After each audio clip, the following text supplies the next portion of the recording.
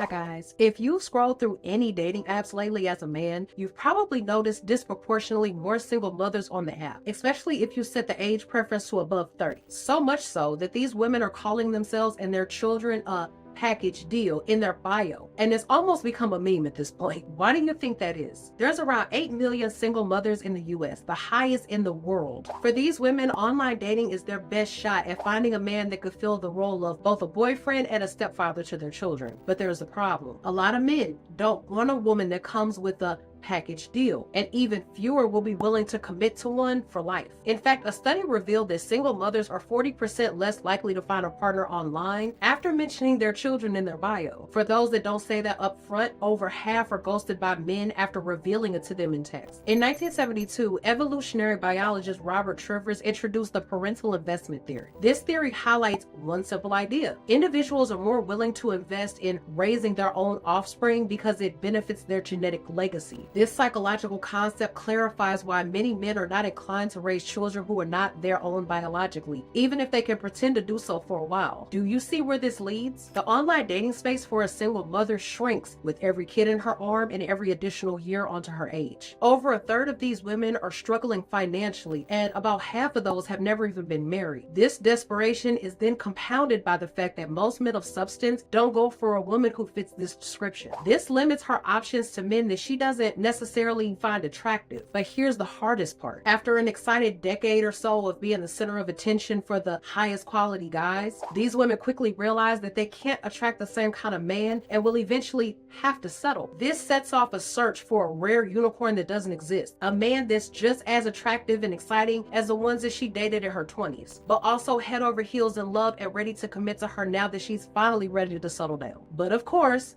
that savior never comes. She realizes that the longer she waits, the less chance she has at getting any man to put a ring on her finger, play a father to her kids, and pay the bills. She's now looking for a marriage of convenience as a safety net. Women that find themselves in this circumstance often reminisce about the exciting moments of their youth, and the stats for step-family marriages aren't pretty either, with over 2/3 of these marriages ending in divorce in less than 7 years. And the start to all of this can be as simple as an online dating profile. So if you're swiping through Tinder or encounter a woman like this, you will most likely be part of that same pattern I laid out to you. You'll likely be a safe bet for her, a retirement plan. And you'll sense a degree of desperation from her to quickly make it official. You'll be left with a lifelong commitment to a woman who often compares you to her past baby daddies and ex-boyfriends. The choice is yours. But at least you'll now go into online dating with a better understanding of where you might end up dealing with a woman like this. So with that being said, until the next video, I'll see you guys later.